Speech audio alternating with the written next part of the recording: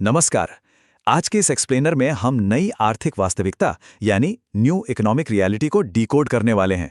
जरा सोचिए, एक तरफ देश की इकोनॉमी रॉकेट की तरह ऊपर जा रही है, लेकिन दूसरी तरफ एक आम इंसान अपने फाइनेंस को लेकर लगातार स्ट्रगल कर रहा है। तो आखिर ये गैप आ कहां से रहा है? आज हम इसी की गहराई में उतरने वाले हैं। तो चलिए सीधे मुद्दे पर आते हैं। इस पूरी सिचुएशन को बहुत ही आसानी से समझने के लिए हम रोहित नाम के एक इंसान की कहानी देखते हैं। रोहित दुबई में जॉब करता है। रोज काम के बाद जब वो टीवी ऑन करता है तो उसे बड़ी बड़ी हेडलाइंस दिखती हैं। इकोनॉमी सबसे तेजी से ग्रो कर रही है, शेयर बाजार अपने ऑल टाइम हाई पर है। लेकिन एक दिन जब रोहित ने अपनी खुद की लाइफ को देखा तो सच्चाई एकदम उलट थी। काम का स्ट्रेस डबल हो चुका था, सैलरी सालों से वहीं की वहीं अटकी थी और बैंक बैलेंस, खैर सेविंग्स के नाम पर लगभग जीरो था। और सच कहें तो ये सिर्फ रोहित की कहानी नहीं है, यह हम में से बहुत से लोगों की रोजमर्रा की हकीकत है। अब रोहित की इस हकीकत से एक बहुत ही बेसिक लेकिन परेशान करने वाला सवाल पैदा होता है। अगर सच में इकोनॉमी इतनी तेजी से बढ़ रही है तो आम लोग फाइनेंशियली एक ही जगह क्यों अटके हुए हैं? आखिर क्यों इस मैक्रो ग्रोथ का फायदा उस इंसान तक नहीं पहुंच रहा जो रोज सुबह उठकर इतनी मेहनत कर रहा है? इसका जवाब इकोनॉमी के उस काम करने के तरीके में छुपा है जिसे अक्सर न्यूज़ चैनल्स इग्नोर कर देते हैं। देखिए, इकोनॉमी के काम करने का तरीका कुछ ऐसा है कि आर्थिक विकास कभी भी सबके लिए इक्वल या बराबर नहीं होता। जब भी इकोनॉमी ग्रो करती है ना, तो उसका सबसे पहला और सबसे बड़ा फायदा बड़ी कंपनियों, इन्वेस्टर्स और हाई स्किल वाले लोगों को मिलता है। हम मिडिल क्लास तक इसके फायदे पहुंचने में बहुत लंबा वक्त लग जाता है। जैसे जब शेयर बाजार छलांग लगाता है तो इन्वेस्टर्स का पैसा तुरंत बढ़ जाता है, लेकिन जिस इंसान ने कभी बाजार में इन्वेस्ट ही नहीं किया उसकी लाइफ में इस उछाल से कोई बदलाव नहीं आता। और यही वजह है कि ग्रोथ होने के बावजूद ये फासला लगातार बढ़ता ही जाता है। और हाँ, इस पूरे इकोनॉमिक गेम में देश के राजनीतिक माहौल का भी एक बड़ा न्यूट्रल रोल होता है। अगर मार्केट के नजरिए से देखें तो एक स्टेबल यानी स्थिर सरकार इन्वेस्टर्स में कॉन्फिडेंस जगाती है। उन्हें भरोसा रहता है कि पॉलिसीज रातों रात नहीं बदलेंगी, जिससे हाईवे या एयरपोर्ट जैसे बड़े इंफ्रास्ट्रक्चर प्रोजेक्ट्स तेजी से पूरे होते हैं। वहीं दूसरी तरफ जब भी सरकार बदलती है तो मार्केट में एक अलग ही हलचल शुरू हो जाती है। पॉजिटिव बात यह है कि नए रिफॉर्म्स की उम्मीद जागती है, लेकिन नेगेटिव यह है कि मार्केट कुछ समय के लिए वेट एंड वॉच मोड में चला जाता है। इन्वेस्टर्स थोड़ा ठहर जाते हैं, जिससे प्रोजेक्ट्स की रफ्तार कुछ समय के लिए धीमी पड़ जाती है।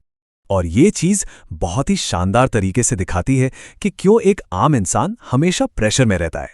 न्यूज़ में चमकने वाली वो मैक्रो हेडलाइंस जैसे कि रिकॉर्ड जीडीपी और सिस्टम का विस्तार सुनने में तो बहुत अच्छी लगती हैं, लेकिन जमीनी स्तर की माइक्रो सच्चाई बिल्कुल अलग होती है। रोजमर्रा की जिंदगी में बढ़ती महंगाई, आसमान छूता मकान का किराया और बच्चों की महंगी होती शिक्षा, ये सब झेलना पड़ता है। जब देश की जीडीपी बढ़ती है लेकिन लाइफस्टाइल मेंटेन करने का खर्च उस जीडीपी से भी तेज स्पीड से भागता है, तब जाकर असल में वो भारी आर्थिक दबाव महसूस होता है। और इस महंगाई के भारी दबाव के बीच एक और बहुत ही साइलेंट लेकिन खतरनाक बदलाव हो रहा है। रोजगार का पूरा लैंडस्केप ही बदल रहा है। जो सिंपल और आसान नौकरियां कल तक आराम से मिल जाया करती थीं, वो अब अचानक से बाजार से गायब क्यों होती जा रही हैं? आखिर नौकरियां कम क्यों लग रही हैं? इसका सीधा सा जवाब है, दुनिया बहुत तेजी से बदल रही है और यह बदलाव किसी का इंतजार नहीं कर रहा। पुरानी हकीकत यह थी कि एक अच्छी डिग्री ले लो और पूरी लाइफ के लिए एक सेफ जॉब पक्की, लेकिन नई हकीकत बिल्कुल पलट चुकी है। आज आर्टिफिशियल इंटेलिजेंस और ऑटोमेशन ने उन सारे रूटीन कामों की जगह ले ली है जो कल तक इंसान किया करते थे।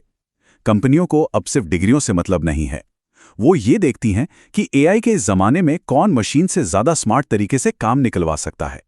तो यहाँ समझने वाली बात यह है कि आज के समय में डिग्रियों से ज़्यादा डिमांड कुछ खास मॉडर्न स्किल्स की हो गई है।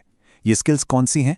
बेहतरीन कम्युनिकेशन, टेक्नोलॉजी और एआई टूल्स की समझ, कॉम्प्लेक्स प्रॉब्लम्स को सॉल्व करने की एबिलिटी और सेल्स की कला। यही वजह है कि आज मार्केट में सेम डिग्री वाले दो लोगों की इनकम में ज़मीन आसमान का फ़र्क होता है। एक शायद अपनी पुरानी थ्योरीज के भरोसे सिर्फ 30,000 कमा रहा हो, जबकि दूसरा इंसान इन्हीं मॉडर्न स्किल्स का इस्तेमाल करके 1.5 लाख तक छाप रहा हो। सारा गेम अब सिर्फ स्किल्स का रह गया है। अब इन सब बातों को रियलाइज करने के बाद रोहित के मन में भी यही सवाल आया था।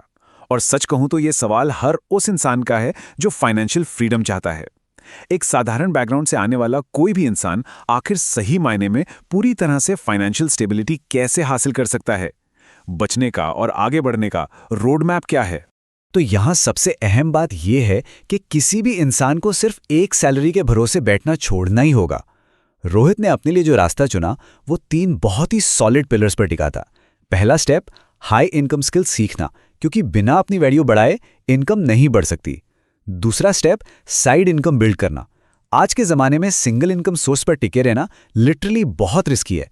और तीसरा सबसे ज़रूरी स्टेप, इन्वेस्ट करने की आदत डालना।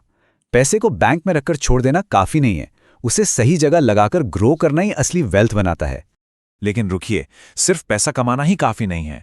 वेल्थ बनाने के लिए खर्चों पर अग्रेसिव कंट्रोल भी चाहिए। रोहित ने इस बात को बहुत गहराई से समझा और उन बुरी आदतों से खुद को दूर कर लिया जो किसी की भी दौलत को पूरी तरह बर्बाद कर सकती हैं। फालतू का दिखावा करना, बिना नॉलेज के इमोशंस में आकर ट्रेडिंग करना और बिना किसी बजट के रैंडम खर्चे करना, ये वो टॉक्सिक ट्रैप्स हैं जो आपकी सारी मेहनत पर पानी फेर सकते हैं। तो इन रूल्स को फॉलो करने के बाद रोहित की लाइफ में क्या हुआ? देखिए, ये कोई रातों रात अमीर बनने की मैजिक ट्रिक नहीं थी। पहले महीने उसने पूरा फोकस एआई टूल सीखने और अपनी इंग्लिश सुधारने पर लगाया। फिर पूरे 1 साल तक उसने फाइनेंस कंटेंट बनाया। शुरुआत में रिजल्ट्स बहुत स्लो थे और ज़्यादातर लोग इसी पॉइंट पर क्विट कर देते हैं, लेकिन रोहित टिका रहा और फाइनली दूसरे साल में उसकी मेहनत रंग लाई और उसकी इनकम सक्सेसफुली डबल हो गई। स्किल्स एक्वायर करने और साइड इनकम बनाने में टाइम ज़रूर लगता है, लेकिन इसके पे ऑफ्स मैसिव होते हैं। अब इस पूरी सिचुएशन में जो सबसे दिलचस्प बात है वो है माइंडसेट का फर्क। जब ज्यादातर लोग सिर्फ न्यूज़ चैनल्स पर जीडीपी ग्रोथ देखकर खुश हो रहे थे या महंगाई का रोना रो रहे थे, तब रोहित ने एक अलग रास्ता चुना। उसने बिना कोई शोर मचाए खामोशी से अपने फ्यूचर की तैयारी शुरू कर दी। दुनिया न्यूज़ देख रही थी और वो चुपचाप नए स्किल्स सीख रहा था। यही वो प्रोएक्टिव डिसीजन है जो किसी भी इंसान को भीड़ से अलग करता है। इस पूरे एक्सप्लेनर का जो सबसे बड़ा टेक अवे है वो इस एक सिंपल सी लाइन में है। भविष्य में हमारा सर्वाइवल इस बात पर डिपेंड नहीं करेगा कि सरकार कौन सी है या इकोनॉमी कैसी चल रही है, वो पूरी तरह से हमारी अडेप्टेबिलिटी पर डिपेंड करेगा, यानी समय के साथ खुद को बदलने की क्षमता। जो इंसान बदलते वक्त के साथ अपनी स्किल्स को अपग्रेड कर लेता है, वही असल में फ्यूचर की इस लहर में सर्वाइव करता है। तो अगर हम अगले 5 सालों की बात करें तो किन चीज़ों पर फोकस करना सबसे ज़्यादा ज़रूरी है?